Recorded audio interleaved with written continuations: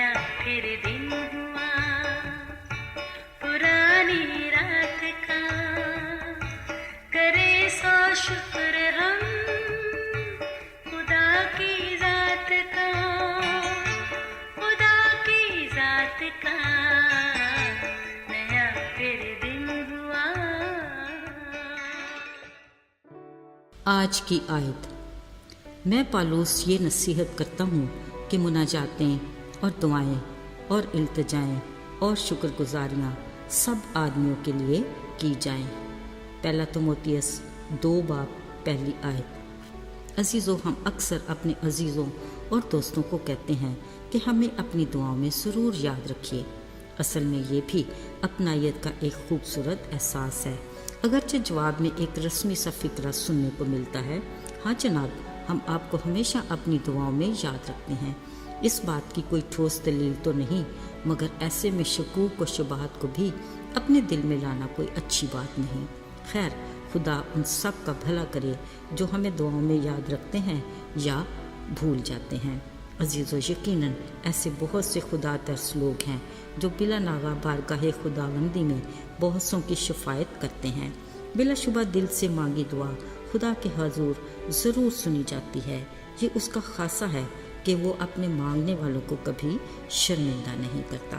अजीज़ों, रोज़मर्रा ज़िंदगी के बहुत से मामलात में जहाँ और बहुत से मनफी अनासर गाहे बगाहे सर उठाते हैं, इनमें किसी हद तक खुदगर्जी का अंसर सर फहरिस्त है। गोया खुदगर्जी हर मामले में इंसान के साथ शीरो शक्कर रहती है। फितरतन खुदगर्जी हमारी ज़िंदगी के हर कदम पर मैं मेरा मेरी के महवर पर ही महवे गर्दिश रहती है। इसमें अबहाम नहीं। हर अच्छी चीज़, हर फ़ायदा घूम घुमा कर मुझे और मेरे घराने को ही मिलना चाहिए। इस टारगेट को हासिल करने के लिए इंसान कुछ भी कर गुजरता है। अजीज़ों, खुदगर्जी के सहर में दुनियावी नफ़ा नुकसान तो एक तरफ, हम रूहानियत में भी खुदगर्जी को किसी न किसी रूप में शामिल कर लेते हैं। कलीसियाई खिदमत हो या मजहबी सरगर्मियाँ हों, बस हम और हमारे बच्चे कोई और किसी तरह भी कबूल नहीं। अक्सर औक़ात आसमानी खुदा से भी कोई सिफारिश करनी या कुछ मांगना हो तो हमारे लबों पर मैं और मेरे बच्चों के सिवा और किसी का नाम याद ही नहीं रहता। अजीज़ों, शायद दूसरों की नज़र में हमारा ऐसा रवैया किसी लिहाजदारी पर काबिल कबूल तो हो, मगर खुदा की निगाह में ये किसी तौर पर भी कबूल नहीं। आज का दिन खुदा की तरफ से हमारे लिए किसी तोहफे से कम नहीं। लिहाजा शुक्रगुजारी के तौर पर आइए आज का दिन एक नई सोच और इरादे से शुरू करते हैं। मतलब आज के दिन हमें अपनी ज़ात के गेट से खुदगर्जी के शैल को तोड़ना है। ये हमारे हाथ की वो उंगलियां हैं जो हम दूसरों पर इल्ज़ाम तराशी के लिए उठाते रहते हैं। आइए आज उन उंगलियों को दूसरों के लिए बरकत मांगने और शफायत के लिए उठाएं। अजीज़ों, हमारे हाथ का अंगूठा जिसका झुकाव हमारे दिल की तरफ होता है, इनको अपनी दुआओं में याद रखें जो हमारे दिल के करीब होते हैं, यानी हमारे अजीज़ और दोस्त वगैरह। अंगूठे के साथ पॉइंटिंग फिंगर है जो अक्सर खादम और मजहबी रहनुमा खुदा का कलाम सुनाते इस्तेमाल करते हैं। खुदा की खेती में काम करने वालों को हमारी दुआ की भी ज़रूरत है।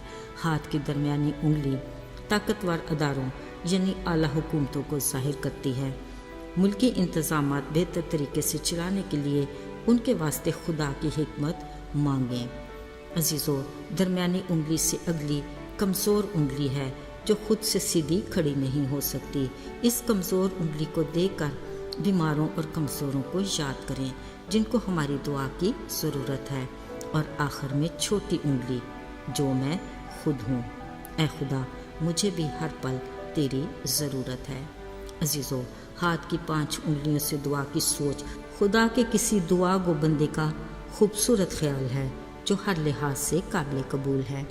दूसरे के लिए दुआ के बारे में खुदा के बंदे पालूस रसूल ने बड़ी खूबसूरत बातें कहीं जो आज हमारे लिए भी नसीहत आमूज़ हैं। कहते हैं, मुनाजातें, दुआएं, इल्तिजाएं और शुक्रगुजारियाँ सब आदमियों के लिए की जाएं, बादशाहों और बड़े मर्तबा वालों के लिए, इस वास्ते कि हम कमाल दीनदारी और संजीदगी से امن و آرام کے ساتھ زندگی گزاریں۔ یہ ہمارے منجی خدا کے نزدیک عمدہ اور پسندیدہ ہے۔ ساتھیوں، خدا کی مرضی اور اس کے کلام کی رہنمائی سے ہمیں اپنے دعا کے انداز کو بدلنے کی ضرورت ہے، تاکہ نہ صرف ہم اپنی ذات اور گھرانے کے لیے بلکہ اور بہت سوں کے لیے بھی برکت، خوشی، گواہی اور خدا کے نام کو جلال دینے کا وسیلہ بنے، جو وہ اپنے ایماندار لوگوں سے توقع کرتا ہے۔ آئیے دعا کریں۔ اے آسمانی باپ، اس قیمتی موقع کے لیے ہم تیرے شکر گزار ہیں کہ ہم سب مل کر تیرے حضور آ سکے۔ ہم اپنی کمزوریوں کا اقرار کرتے ہیں اور چاہتے ہیں کہ ہم تیرے ساتھ رفاقت میں جڑے رہیں اور ایمان میں مضبوط بنیں۔ وہ سب جو تیرے حضور اس دعا میں شامل ہیں، انہیں برکت دے، یسوع کے مبارک نام میں، آمین۔